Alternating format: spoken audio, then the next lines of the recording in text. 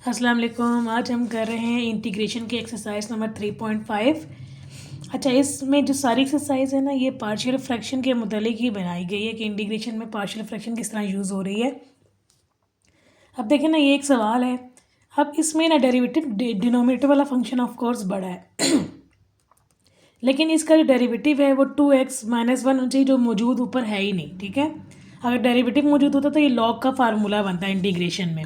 और अगर इस फंक्शन की कोई नीचे वाले जो फंक्शन है इसकी कोई पावर होती तो हम उसको ऊपर लेके जाते, वो माइनस पावर बन जाती। और अगर उसका डेरिवेटिव मौजूद होता तो हम पावर रूल लगाते। लेकिन अभी क्या है कि डेरिवेटिव मौजूद ही नहीं है। कंपेरेटिंग स्केयर इसका हो नहीं सकता, करके बेशक देख लें, क्योंकि इसकी तो फैक्टराइजेशन हो रही है। ठीक है, जब इसकी फैक्टराइजेशन हो रही है तो ये -x जो है ना, फैक्टर्स बनाए -3x + 2x। ठीक है, 3 2 6। जो ये जो कॉर्नर वाले नंबर्स होते हैं ना, मल्टीप्लाई करने से इन दोनों को जब आप ब्रेकिंग करते हैं मल्टीप्लाई करने से कॉर्नर वाला नंबर आना चाहिए, क्योंकि इधर 6 है इधर 1 है। 6 1 6 आना चाहिए, और माइनस प्लस माइनस तो -6 आना चाहिए। तो ये -3x और +2x इनको मल्टीप्लाई करें तो -6x बनता है, और अगर इन दोनों को प्लस माइनस करें तो वो -x आता है। अच्छा, तो यहाँ से x कॉमन लेंगे और यहाँ से इन दोनों में से हम 2 कॉमन लेंगे। ठीक है, तो ये पेयरिंग बन रही है, क्योंकि ये x - 3 सेम है, तो x + 2 और x - 3 बन गए इसके फैक्टर्स। अच्छा जी, अब इंटीग्रेशन करनी है ना, लेकिन उससे पहले हम इस अंदर वाले को ले लेंगे। अंदर वाले को जब लिया ना, इसके ऊपर हमने पार्शियल फ्रैक्शन लगा देनी है, क्योंकि देखिए एक फैक्टर जो है वो a के साथ बन रहा है और दूसरा वाला है वो b के साथ बन रहा है। ठीक है, अब क्या करेंगे, मल्टीप्लाई करेंगे बोथ साइड्स को, इसको भी और इन दोनों को भी, with this denominator. Her partial fraction वाले सवाल में यही करते हैं, जो लेफ्ट हैंड साइड पे डिनोमिनेटर होता है ना, उसको मल्टीप्लाई करते हैं बोथ साइड पे, ताकि वो कैंसिल हो जाए। यहाँ से ये कैंसिल हो गया, और यहाँ पर x + 2 ऑलरेडी है। जब इससे मल्टीप्लाई होगा तो x + 2 कट जाएंगे, x - 3 आएगा, और यहाँ पर b के साथ आएगा x - 3 कट जाएंगे और x + 2 आ जाएगा। अच्छा जी, जब यहाँ पर फंक्शन की पावर 1 हो और x की पावर 1 हो तो हम इस पूरे को इक्वल टू 0 करते हैं, इस पूरे को इक्वल टू 0 करके x की वैल्यू निकालते हैं। तो पहले मैंने x - 3 को इक्वल टू 0 किया है, यहाँ से 3 निकल आया, और अब इस 3 को मैंने इस इक्वेशन की दोनों साइड में पुट करना है। ठीक है, 3 3 9 + 1 10, यहाँ पर 3 3 पुट किया 0। अच्छा, आपने एक याद रखना, जब भी आप पुटिंग करते हैं तो एक चीज़ हमेशा 0 होती है। यहाँ पर a 0 हो गया, और जो b की वैल्यू है ये 3 पुट करने से 5 बन जाती है, और जब इस 5 को तो जाके डिवाइड करेंगे वो 2 आ जाता है। इसी तरह ये जो दूसरा फैक्टर था x + 2, इसको फिर अब मैं 0 की जब इक्वल करूँगी तो वो x - 2 आ जाता है। x - 2 को फिर से इक्वेशन 2 में पुट करेंगे दोनों साइड्स में, तो एक इसमें पहले a 0 होता है, अब इसमें b 0 हो जाएगा, क्योंकि -2 और +2 0 होते हैं। ठीक है, यहाँ पर -2 पुट करेंगे और यहाँ पर -2 पुट करेंगे, तो a की वैल्यू आ गई 1। तो ये जो a और b दोनों आए ना, इसको हम यहाँ पर पुट करेंगे। a की वैल्यू आई है 1, b की आई है 2, और ये सारा का सारा है क्या, ये इसकी इक्वल है ना, और ये किस में से आया है, इसमें से आया है। इसका मतलब है ये जो चीज़ है ना, और ये जो इक्वल इसके है a और b जो वैल्यूज़ आई हैं इसमें डालेंगे, तो डायरेक्टली मैं इन दोनों को इसकी जगह पे यहाँ पर लिख सकती हूँ और इंटीग्रेशन का साइन और dx डाल सकती हूँ। ठीक है, तो मैंने यही किया है। पहले तो मैंने इसमें पुट किए a और b की वैल्यू 1 और 2। ठीक है, फिर मैंने क्या किया, पुट इन 1 में पुट कर दिए ये जो आपकी मेजर इक्वेशन थी ना, जिसमें से ये बना है, ये किस में से बना है, इसमें से, और ये क्या है, यहाँ से आया है ना। तो ये जो वैल्यू थी, यानी कि इनडायरेक्टली मैं इसको इसमें यहाँ पर इसकी जगह पे लिख सकती हूँ। तो ये जो वैल्यू a और b की पुट की है वो मैंने इसकी जगह पे यहाँ पे लिखी। तो वही वाली बात है, इधर भी इंटीग्रेशन आ गई, इधर भी आप अलग अलग भी कर सकते हैं, मैंने इकट्ठी की है। अब ये देखिए फंक्शन डिनोमिनेटर में है। अब जो 3.23 में जो तरीके पड़े ना, 3.4 में सब अप्लाई हो सकते हैं इस स्टेज पे। तो यहाँ पर क्या है, फंक्शन की जो पावर है वो क्या है, 1 है। ठीक है, और फंक्शन का जो विदाउट पावर डेरिवेटिव है, x का डेरिवेटिव क्या होता है, 1, वो मौजूद है। ठीक है, तो इस पर ये लॉग का फार्मूला बन रहा है। इसी तरह इसको देखें, यहाँ पर इसकी पावर भी क्या है, 1 है, और ये डिनोमिनेटर में है तो ये भी लॉग बन रहा है। 2 जो है वो बाहर निकलेगा, कांस्टेंट है, तो ln of x - 3 और +c। एक स्टूडेंट ने मुझसे पूछा ये c क्यों लगा है।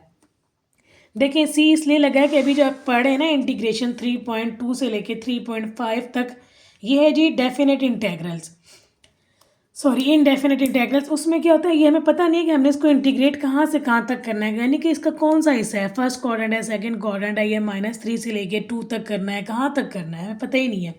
तो हम इसको वैसे ही इंटीग्रेट करें, हम एग्जैक्ट वैल्यू x की नहीं पता, इसलिए हम क्या करते हैं, एंड पे c लगा देते हैं। c का मतलब है प्लस सी हो या माइनस बी, नेगेटिव वैल्यू या पॉजिटिव वैल्यू, हम उसको सी में ही लिखते हैं। माइनस बी अगर आ रहा हो तब भी हम उसको प्लस सी करते हैं। इसका मतलब है कोई थोड़ी बहुत कमी बेशी के साथ ये वाला आंसर होगा। अगर कोई हमें एक्स की वैल्यू एग्जैक्ट पता लग जाए तो वो हम फिर ये सी हटा देंगे। 3.6 में हम पढ़ेंगे डेफिनेट इंटीग्रल, उसमें ये सी नहीं आएगा। क्यों नहीं आएगा? क्योंकि उसमें यहाँ पर वैल्यू बता दी जाती है कि ये 2 से लेके 4 तक इंटीग्रेट करना है, तो फिर हम सी नहीं लिखते। ठीक है। अब इसमें इस एक्सरसाइज में सारे सवाल ऐसे ही होंगे कि जिसमें आप जब पार्शियल फ्रैक्शन लगाएंगे ना तो सवाल हो जाएगा इजी। और यहाँ पर आमतौर पे हर सवाल में ना इस स्टेज पे आगे लॉग ही लगता है। 3.5 के तमाम सवालों में, जिन सवालों में भी हम पार्शियल फ्रैक्शन करें ज़्यादातर लॉग ही बनेगा एंड पे। ठीक है। 2-3 सवाल मैं आपको कराऊंगी, बाकी सारे सेम ही होंगे। ये भी सेम है पिछले सवाल की तरह। अच्छा, अब इस सवाल को देखें। तीसरा जो सवाल है ना, इसमें ये है कि देखें एक्स ऊपर में जो एक्स की पावर है वो 2 है और नीचे भी एक्स की पावर क्या है 2 है। तो ये क्या है? Improper integral. और वैसे भी जब भी इम्प्रॉपर फंक्शन कोई भी आ जाता है, फर्स्ट ईयर में भी पढ़ा है कि अगर ये तो इंटीग्रेशन है ना, अगर इंटीग्रेशन में ये साइन ना हो, ये दोनों चीज़ें ना हो, तब भी पार्शियल फ्रैक्शन जब लगाते हैं तो पहले इम्प्रॉपर को प्रॉपर बनाते हैं डिवाइड करके। ठीक है, ये याद रखना है। अब क्या क्या, न्यूमरेटर को हमेशा अंदर रखते हैं, डिनोमिनेटर को हमेशा बाहर रख के डिवाइड करते हैं और एक्स को ख़त्म करना है। ठीक है, सबसे पहले एक्स की हाईएस्ट पावर को ख़त्म करते हैं। अच्छा जी, यहाँ क्या है, इसको 1 से ऑफकोर्स मल्टीप्लाई करूँगी क्योंकि यहाँ पर भी एक्स केयर है, यहाँ पर भी एक्स केयर है। तो 1 से क्या, एक्स केयर, 1 को 2 से करेंगे 2x आ गया, 1 को 15 से करेंगे -15 आ गया। और साइन चेंज होते हैं जब सब्ट्रैक्ट ये डिवाइड करते हैं, ये कैंसिल हो गया। प्लस माइनस -3 -2 1 होता है और बड़ी वैल्यू का साइन आता है प्लस आ गया। ठीक है, इसी तरह इसको भी करें तो बड़ी वैल्यू का साइन माइनस नीचे आएगा और माइनस प्लस क्या होता है माइनस, इसका मतलब है 34 और 15 को माइनस करना है, 19 बच गया। अब देखिए ये x की पावर बड़ी है 2 है, यहाँ पर x की पावर 1 है, इसका मतलब ये आगे डिवाइड नहीं होगा। अगर यहाँ पर भी x की पावर 2 आती ना तो इसको आपने फिर फर्दर डिवाइड करना था, लेकिन अभी क्या है x की पावर 1 है, छोटी आगे डिवाइड नहीं हो सकता, इसलिए स्टॉप करेंगे और इसको एंटी क्लॉकवाइज लेके जाएंगे। एंटी क्लॉकवाइज में क्या होता है, 1 इस तरफ आ जाएगा, x -19 ऊपर चला जाएगा और ये जो था ना x स्क्वायर प्लस 2x -15 ये नीचे आ जाएगा। और ऑफकोर्स इसमें इंटीग्रेशन भी और dx भी है तो वो भी हम लगा देंगे।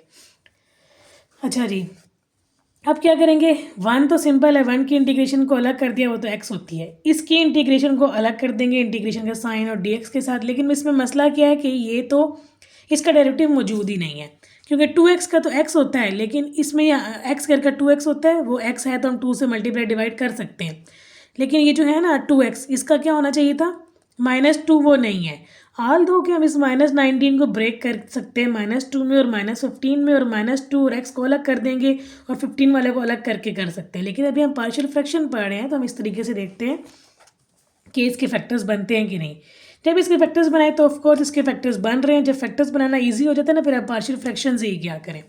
अब यहाँ से x कॉमन लें और यहाँ से 3 कॉमन लें, माइनस के साथ दोनों सेम आ गए, इसका मतलब है इसका जो फैक्टर है वो x -3 और x + 5 बनेगा। और अब इस अंदर वाले पे आपने क्या लगानी है, पार्शियल फ्रैक्शन। एक फैक्टर को a के साथ लिखें, दूसरे वाले को b के साथ लिखें। ठीक है, और जो ये जो लेफ्ट हैंड साइड पे डिनोमिनेटर होता है ना, इसको इस पूरी इक्वेशन के साथ मल्टीप्लाई करते हैं, लेफ्ट हैंड साइड पर भी और राइट हैंड साइड पर भी। बोथ साइड से जब मल्टीप्लाई करते हैं तो ये वाला क्या होगा, कैंसिल हो जाएगा। और यहाँ पर क्या होगा, x माइनस, इससे किया है ना मल्टीप्लाई बोथ साइड को, तो x -3 कैंसिल हो जाएंगे, x + 5 इसके साथ मल्टीप्लाई हो जाएगा। और जब इस वाले को ये जो पूरा डिनोमिनेटर जो इससे मल्टीप्लाई होगा तो x + 5 और x + 5 कट जाएंगे ना, तो x -3 बच जाएगा। इसको आप नाम दे दें इक्वेशन 2 का। ठीक है, अब क्या करना है, मैंने आपको बताया जब x की पावर 1 और पूरे फंक्शन की जो पावर 1 होती है तो यहाँ से इसको = 0 रखते हैं, इसको भी = 0 रखते हैं। ठीक है, यहाँ से मैंने पहले इसको रखा x + 5 को = 0 रखा, तो मेरे पास x की वैल्यू आ गई x = -5। हमने क्या किया है, हमने क्या किया, x + 5 को क्या किया है, 0 के इक्वल रखा है, तो मेरे पास ये आ गया x ये 5 उधर जाएगा तो -5 बन जाएगा। इसको मैं इस इक्वेशन 2 में पुट करूँगी, यहाँ पर भी करेंगे और यहाँ पर ऑफकोर्स एक चीज़ तो 0 होती है, तो +5 था मुझे पता है, -5 के साथ जाके ये 0 हो जाएगा। अब इसमें जब -5 पुट करेंगे तो -8 बन गया, उधर जाके ये डिवाइड होगा तो 3 रह गया। इसी तरह दूसरा ये था x -3 को =0 जब किया ना, x -3 को =0 रखेंगे तो फिर ये क्या है, 3 उधर चला जाएगा तो x = 3 को हम पुट करेंगे इक्वेशन 2 में, तो ये क्या बनेगी, यहाँ पर भी 3 पुट किया, यहाँ पर भी इधर भी करेंगे 3 और इधर जब पुट करेंगे तो ये तो 0 हो रहा है, इसलिए करने की ज़रूरत नहीं है। लिखना है लिख दें, नहीं लिखना है तो ना लिखें, ये वैसे भी 0 हो जाएगा। यहाँ पर 8 बनता है, यहाँ पर 16, ये 8 उधर जाके डिवाइड होगा तो -2 बन गया। अब ये ए और बी की दोनों की जो वैल्यू है इसमें पुट कर दें, ठीक है। और बाकी सवाल वैसे ही सेम है, ठीक है। ये एक्स ऐसे ही रह गया। ये देखिए ना, ये जो चीज़ थी ना, ये वाली चीज़ मैंने लिखी है, ये इसके बराबर है। जब मैं इसमें ए और बी की वैल्यू पुट करूँगी तो मैं क्या, इसके बराबर है ना, तो मैं इस पूरे को यहाँ पर लिख सकती हूँ ना इस इक्वेशन 1 के अंदर। तो मैंने यही किया, एक डायरेक्ट लिख दिया इक्वेशन 1 के अंदर, इंटीग्रेशन का साइन और डी एक्स पुट कर दिया। और ये देखें यहाँ पर भी लॉग ही बन रहा है। इसमें क्या है, एक्स की इसकी पूरे की पावर 1 है, इसकी पावर 1 है। ये -2 तो कांस्टेंट है, बाहर निकलेगा, पीछे 1 रह जाएगा। एक्स का डेरिवेटिव 1 मौजूद है तो ये लॉग का फार्मूला बना, -2 जो है बाहर निकल गया। इसी तरह यहाँ से 3 बाहर निकल जाएगा, पीछे 1 रह जाएगा। और एक्स का डेरिवेटिव 1 होता है, मौजूद है, और फंक्शन की पावर 1 है, डिनोमिनेटर में है, तो लॉग बनेगा। ये आपने याद रखना है कि फंक्शन की पावर 1 हो और उसका डेरिवेटिव ऊपर मौजूद हो तो वो हमेशा लॉग बनता है, ठीक है। अब ये -2 तो कांस्टेंट है, बाहर निकला ना, यहाँ पर 1 रह गया, तो एक्स का डेरिवेटिव 1 है। इसी तरह यहाँ से जब 3 बाहर निकलेगा तो पीछे 1 रह जाएगा। एक्स का डेरिवेटिव 1 मौजूद है, न्यूमरेटर में होना चाहिए डेरिवेटिव, ठीक है। सारे सवाल बिल्कुल इसी तरीके से ही करने हैं। 2-4 मैं आपको एग्जांपल्स बता देती हूँ।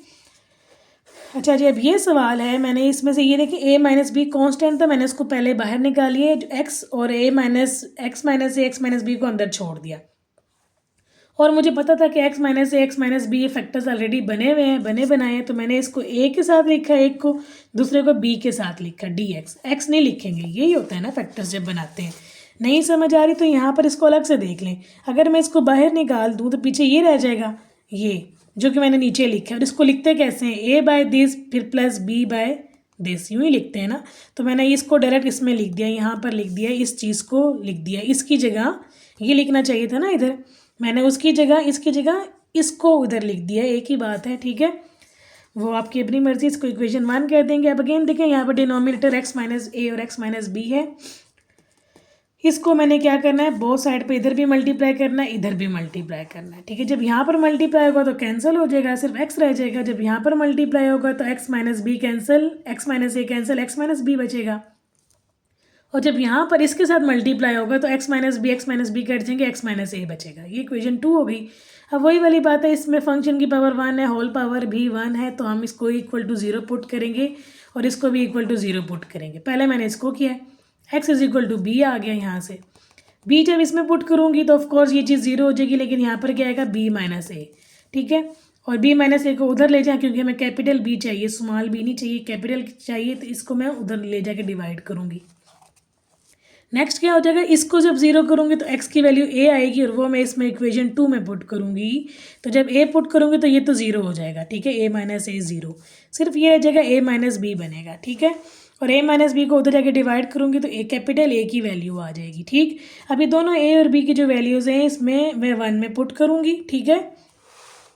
1 में जब पुट किया, ये देखें, यानी a की जो वैल्यू थी ये लिख दी, फिर b की जो वैल्यू थी ना, यहाँ पर b की वैल्यू क्या है, ये -b/a-b, और ये जो x-b था ये वैसे ही लिख दिया, ठीक है। अब ये a और b कांस्टेंट है, a-b भी कांस्टेंट है, ठीक है। और दूसरी बात ये कि इसमें तो इंटीग्रेशन थी ना, तो हमने यहाँ पर इंटीग्रेशन का साइन डालना है।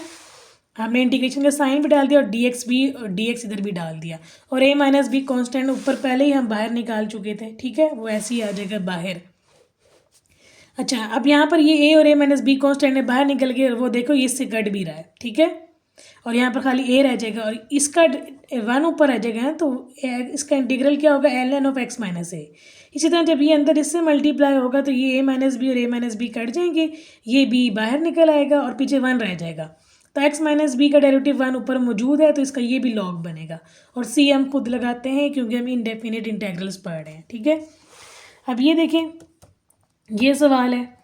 अच्छा, इस सवाल में ये ज़रूरी नहीं है कि आप a-b कांस्टेंट करके बाहर निकाल दें, इसको अंदर भी रख सकते हैं, ठीक है। जब आप इसको यहाँ पर लिखा रहने देंगे ना, यहाँ पर, तो यहाँ तो आएगा नहीं, यहाँ पर a-b तो वो कैंसिल हो जाएगा a-b से, तब ज़्यादा आसान हो जाएगा। अच्छा जी, अब ये सवाल नंबर 5 है, इसमें भी बड़ा ईजी है। देखें, ये फैक्टराइजेशन हो सकती है इसकी, ठीक है। तो देखा तो पता लग गया कि फैक्टराइजेशन हो रही है। x जो -x है इसका फैक्टर होता है -2x और -3x प्लस 2x। अच्छा जी, इन दोनों में से 1 फैक्टर बन रहा है और इन दोनों में से प्लस 2x कॉमन लिया तो 1 - 3x बच गया। ठीक है। अच्छा, अब इसको मैंने यहाँ पर कुछ नहीं है तो यहाँ पर 1 है ना, इसका मतलब यहाँ पर 1 है तो ये फैक्टर बना 1 + 2x और 1 - 3x का। अब ये जो अंदर वाला है ना, इसके ऊपर इन पार्शियल फ्रैक्शन लगाएंगे, यानी a बाय दिस फिर प्लस b बाय दिस। ठीक है, इसको अब नाम दे दें इक्वेशन 2 का, इक्वेशन 1 का। अब क्या किया, डिनोमिनेटर को बोथ साइड जब मल्टीप्लाई किया तो यहाँ इस तरफ रह गया और इस तरफ ये रह गया। ठीक है, ये देखें, ये जो डिनोमिनेटर था ना ये वाला, जब मैं इसको यहाँ पर मल्टीप्लाई करूँगी तो ऑफकोर्स कट जाएगा, यहाँ कुछ भी नहीं बचेगा। ठीक है, ख़त्म हो जाएगा। और जब मैंने इसको यहाँ पर मल्टीप्लाई किया तो 1 - 3x 1 - 3x कट गया तो 1 + 2x बचेगा। और जब मैंने इस पूरे को इसके साथ मल्टीप्लाई किया तो 1 + 2x और 2x कट गया, 1 - 3x बचेगा b के साथ। ठीक है, इसको इक्वेशन 2 का नाम दे दिया। अब अगेन वही 1 + 2x को इक्वल टू 0 किया तो x की वैल्यू -1/2 आ गई, इसमें पुट करेंगे, ऑफकोर्स ये 0 हो जाएगा। ठीक है, और यहाँ पर वैल्यू पुट होगी, पता पहले ही लग जाता है कि जिससे वो सिमिलर वैल्यू होती है ना उसी से कट जाती है। ठीक है, तो b की वैल्यू आ गई, यहाँ से एलसीएम लिया, 2 ऊपर चला गया, 2 + 3 5/2, यहाँ पर 7/2, इसका भी एलसीएम लिया। ठीक है, 2 और 2 कट गए तो b की वैल्यू आ गई, ये 5 उधर जाके डिवाइड होगा, 7/5। इसी तरह नेक्स्ट जो x की वैल्यू थी ना, यहाँ से इसको 0 किया तो x की वैल्यू आ गई 1/3। ये पुट करेंगे इक्वेशन 2 में, इसमें तो जो 1/3 इसमें जाएगा, मुझे पता लग रहा है कि यहाँ पर 0 जगह क्योंकि इधर 3 है, यहाँ पर ही बचेगा। ठीक है, a तो a ही बचा है। इसको जब x की वैल्यू 1/3 डाली तो 2/3 बनता है, एलसीएम लेंगे 3 ऊपर 3 + 2 5/3। अच्छा, 3 और 3 कैंसिल, क्यों कैंसिल हुए हैं बच्चे यहाँ पर गलती करते हैं। ये देखें, ये पूरी एक चीज़ है, क्यों, क्योंकि ये डिवाइड का निशान है, इस पूरे के साथ ये 2 + 3 पूरे को डिवाइड कर रहा है 3। ये नहीं है कि सिर्फ ये 3 को डिवाइड कर रहा है या अकेले 2 को। अगर ये अकेले एक को डिवाइड करता फिर ये कट नहीं सकते थे, लेकिन ये पूरी एक चीज़ बन गई, ये a मिला के मल्टीप्लाई हो गए और 3 + 2 5, ये एक चीज़ बन गई, तो अब ये कट सकते हैं।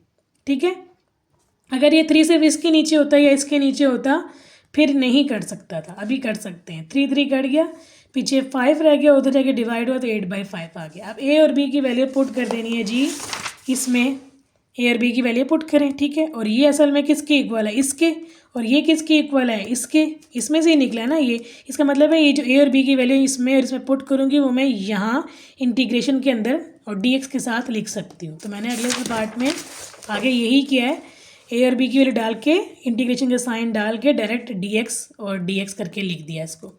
अब 8/5 कांस्टेंट है, यहाँ पर 7/5 कांस्टेंट बाहर आ गया। अब इसका डेरिवेटिव कंप्लीट करना है, क्यों, क्योंकि -3x का डेरिवेटिव होता है -3, तो -3 से मल्टीप्लाई एंड डिवाइड करेंगे, मल्टीप्लाई वाला अंदर छोड़ेंगे क्योंकि डेरिवेटिव हमेशा न्यूमरेटर में होना चाहिए।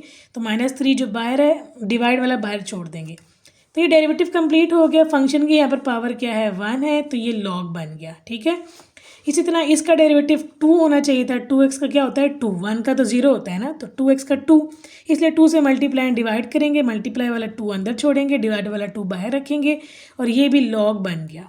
ln of 1 + 2x और प्लस c खुद लगाते हैं, और 7 1 7, 5 2 10। अच्छा, यहाँ पर 10 आता है। ठीक है, नेक्स्ट ये देखें, क्वेश्चन अभी देखने में नहीं नज़र आ रहा कि क्या है, लेकिन इसके फैक्टर्स बन रहे हैं। x² - a² का फैक्टर है x - a x + a। ठीक है, और ऊपर 2x है। अगर आप इसको गौर करें, अगर पार्शियल फ्रैक्शन से इस सवाल को नहीं करना है तो देखें इसका डेरिवेटिव कंप्लीट हो रहा है। x² का डेरिवेटिव क्या है 2x। ठीक है, और इस पूरे फंक्शन की पावर क्या है 1, तो ये तो लॉग बन रहा है, लॉग ऑफ x² - a²। ठीक है, वो भी ठीक है, ये इस तरह भी कर सकते हैं, पावर रूल लगाएं या लॉग लगाएं, इस पर लॉग बन लग रहा है। ठीक है, इस पर लॉग का फार्मूला बना जिस तरह अभी हमने ऊपर किया है। लेकिन अगर पार्शियल फ्रैक्शन से करना है तो देखें इसकी 2 फैक्टर्स बन रहे हैं, एक को लिखूंगी a के साथ, दूसरे को लिखूंगी b के साथ। और ये देखें, ये लिखना ज़रूरी नहीं है, अगर आप नहीं भी लिखेंगे तो इसको देखें, अंदर वाले को, इसको अगर मैं छोड़ दूँ, इसको देखें तो इसको लिखेंगे a/x - a और इस वाले को लिखूंगी b/x + a। एक बार इसको 0 करूँगी, एक बार इसको 0 करूँगी और वैल्यू निकालूंगी x की। तो मैंने क्या किया, अभी इस डिनोमिनेटर को बोथ साइड से मल्टीप्लाई किया, इधर भी इधर भी इधर भी, तो जो चीज़ कटने वाली होगी वो कट जाएगी, यहाँ से ये पूरा ही कट जाएगा, 2x रह जाएगा, यहाँ पर x + a रह जाएगा और इसके साथ x - a रह जाएगा। अब इसको ज़ीरो किया तो एक्स की वैल्यू आ गई -a, वो मैंने इसमें जब पुट किया देखिए ना -a और ये +a कैंसिल हो जाएगा, a ज़ीरो, और यहाँ पर ये -a और -a बन गए -2ab बनेगा, ठीक है, और यहाँ पर भी -2a, ठीक है, इसमें डाल दी, b की वैल्यू निकल आई। इसी तरह जो दूसरा था x - a, इसको ज़ीरो किया तो x की वैल्यू a आ गई, उसको इक्वेशन 2 में पुट करूँगी, ठीक है, ये चीज़, इसको ज़ीरो किया तो x की वैल्यू a आई है, इसको इक्वेशन 2 में पुट किया तो a + a 2a और a - a ज़ीरो हो जाएगा, यानी b वाला हिस्सा ज़ीरो हो जाएगा, हमेशा एक चीज़ ज़ीरो होती है, ठीक है। अच्छा, तो यहाँ से a निकला है 1, अब वही वाली बात है, a और b को हम सवाल में पुट कर देंगे, a और b को इधर पुट करें, और ये आया इसमें से है और ये किस में से आया, ऑफ कोर्स इसी में से आया है ना, इसमें से ये चलता चलता आ रहा है, तो जब a और b की वैल्यू उसमें पुट करूँगी तो इन अदर वर्ड्स वो यही है और वो ये बना है, तो हमने इंटीग्रेशन और dx का साइन, सिंपल सी बात है, इधर भी लगाना है, इधर भी लगाना है, इधर भी लगाना है, ठीक है। या आप यूँ पे कह सकते हैं कि apply integration on both sides, a और b की वैल्यू पुट करें और यहाँ पर इंटीग्रेशन अप्लाई कर दें, प्लस हो रहा है तो इंटीग्रेशन अलग अलग हो जाएगी, ठीक है। तो यही किया, a और b की वैल्यू पुट की, 1 1 थी और नीचे यही था, और इंटीग्रेशन अप्लाई कर दी तो ये भी ln बन गया, ये भी ln। अब ये देखें, ln की प्रॉपर्टी होती है कि जब दो लॉग्स प्लस हो रहे होते हैं, इसका मतलब है कि वो क्या होंगे, मल्टीप्लाई हो जाएंगे, एक लॉग बनाएंगे, ठीक है। और ये अगेन फार्मूला बन गया ln of x square minus a square, और c तो हम खुद लगाते हैं। अब देखें ये वही आंसर आ गया जो मैंने शुरू में बताया था आपको इस सवाल के, कि इसको अगर आप इस सवाल पे गौर करें, अगर आप इतना लंबा तरीका ना करें तो देखिए नज़र आ रहा है इसका डेरिवेटिव कंप्लीट है, ये लॉग बन गया, डायरेक्ट भी कर सकते हैं। अच्छा, पेपर में अगर तो ये मेंशन तो नहीं ना होगा ना कि आपने किस तरीके से करना है, ये तो आपका अपना दिमाग है। तो ये पार्शियल फ्रैक्शन से भी हो रहा है सवाल, और ये आप वैसे भी कर सकते हैं जिस तरह 3.2 में, 3.3 और 4 में सिखाया मैंने कि ये फंक्शन की पावर 1 है, इसका डेरिवेटिव न्यूमरेटर में मौजूद है, तो ये लॉग बनेगा, सिंपल है, ठीक है। अच्छा जी, यहाँ तक सवाल मैंने करा दिए, आगे जितने भी सारे सवाल हैं वो सेम है, मैं आपको दिखाती हूँ कैसे सेम है। ये देखें इस तरह सेम है, 6 तक मैंने करा दिए, ये 7 सवाल है, वही वाली बातें देखें, इसकी फैक्टराइजेशन की, फैक्टर्स बन के उसको a और b के साथ लिख देना है, ठीक है, और ये जो डिनोमिनेटर है इसको बोथ साइड पे मल्टीप्लाई करना है, तो यहाँ पर 1 रह जाएगा और इस तरफ रह जाएगा 2x - 1 और इधर रह जाएगा 3x + 4 इसके साथ रह जाएगा। फिर इस पूरे की पावर 1 है तो इसमें से इसको ज़ीरो करेंगे तो x की वैल्यू आ जाएगी -4/3। इसी तरह इसमें इसकी पावर भी 1 है, तो ज़ीरो के इक्वल जब इसको रखेंगे तो यहाँ पर वैल्यू आएगी x की, x इज इक्वल टू 1/2। तो देखिए इन्होंने यही किया, इसको इक्वल टू 0 किया, x की वैल्यू आ गई, इसमें पुट करेंगे तो b आ गया, फिर x की वैल्यू -4/3 ली और उसको भी इक्वेशन 2 में पुट करेंगे तो b a की वैल्यू आ जाएगी, a और b दोनों को इसमें डालेंगे, ठीक है, वो ये बन गई। अब -3/11 और 2/11 तो कांस्टेंट है, हम इसको बाहर निकालेंगे। अब ये देखें ये आया कहाँ से है, ये जो चीज़ है ना असल में ये है, ये कहाँ से आई है, यहाँ से, यहाँ से, यहाँ से, इसका मतलब इस इंटीग्रेशन ही है ना इसके साथ सिर्फ, तो आप यहाँ पर इंटीग्रेशन बोथ साइड पे अप्लाई कर दें, तो ये प्लस है तो इंटीग्रेशन अलग अलग हो जाएगी, ठीक है। तो ये जो सवाल है ये क्या बनेगा, इंटीग्रेशन लगी वही -3/11 बाय निकला, 2/11 बाय निकला, बस इंटीग्रेशन का साइन डाल देना है। तो ये देखें ये फिर x के साथ 3 है, इसका डेरिवेटिव क्या आएगा 3, तो 3 से मल्टीप्लाई एंड डिवाइड करेंगे ना, तो जब 3 से मल्टीप्लाई किया तो मल्टीप्लाई वाला 3 ऊपर आ जाएगा और डिवाइड वाला 3 तो इस 3 से कैंसिल हो जाएगा, तो यहाँ पर सिर्फ -11 बचेगा। इसी तरह जब इसको 2 डेरिवेटिव नहीं है ना तो 2 इसका डेरिवेटिव है, 2x का डेरिवेटिव क्या होता है 2, तो 2 से इसको मल्टीप्लाई करेंगे और 2 से डिवाइड करेंगे, जब 2 डिवाइड वाला वो इससे कैंसिल हो जाएगा, खाली 1/11 बचेगा। और ये इसकी पावर 1 है तो ये लॉग बना, इसकी पावर भी 1 है तो ये लॉग बना, और डेरिवेटिव का कोई कंसर्न नहीं होता, इसे हमें बताता है कि हमने कौन सा फार्मूला यूज़ करना है, आगे इसका कोई काम नहीं है, आगे फंक्शन का काम होता है। +c लगा देंगे, ठीक है। अब इन्होंने क्या किया है कि इसको अरेंज करके लिख दिया, प्लस वाले को पहले लिख दिया है, माइनस वाले को बाद में लिख दिया, और 11 कॉमन ले लिया, ठीक है। अभी डिवाइड हो रहे हैं ना, जब लॉग माइनस होता है तो डिवाइड होता है, पिछले वाले में प्लस था तो मल्टीप्लाई हुआ, इसमें माइनस है तो डिवाइड होंगे, तो ये आंसर है। और दूसरी बात ये कि ये +c है ना, तो ये भी इन्होंने साथ मल्टीप्लाई कर दिया। अब ये एक लंबी कहानी है, आप इसको +c करके लिख दें, ठीक है, इस तरह भी ठीक है, दूसरी तरह भी ठीक है। अच्छा जी, अब ये जो नेक्स्ट क्वेश्चन है देखें ये क्या है, इम्प्रॉपर है क्योंकि इधर x³ है, इधर x² है, तो इसको डिवाइड करेंगे पहले इस तरह से, ठीक है, और डिवाइड करके सॉल्व करेंगे। मतलब आगे सारी एक्सरसाइज वही सिंपल है जिस तरह हमने फर्स्ट ईयर में सीखी है पार्शियल फ्रैक्शन को करना। ठीक, अब ये देखिए इसमें 3 फैक्टर्स हैं, तो लिखेंगे जनाब जी पहले ए के साथ, फिर दूसरे को बी के साथ, तीसरे को सी के साथ। ठीक है, और फिर इस डिनोमिनेटर से बोथ साइड्स को जब मल्टीप्लाई करेंगे तो ये तो कैंसिल हो जाएगा, इधर सिर्फ ये न्यूमिनेटर रह जाएगा और यहाँ पर क्या आएगा, x-1 कैंसिल होगा तो x-2 और x-3 आएंगे। इसके साथ x-1 और x-3 आएंगे क्योंकि x-2 इस वाले से कैंसिल हो जाएगा। और जब मैं इसको यहाँ पर मल्टीप्लाई करूँगी तो x-3 कैंसिल हो जाएंगे, x-1 और x-2 बचेंगे। सिंपल है, इसको नाम दे दें इक्वेशन 2 का। अब देखिए इसकी पावर 1 है तो यहाँ से x की वैल्यू निकलती है 1 और यहाँ से निकलती है 2 और यहाँ से निकलती है 3।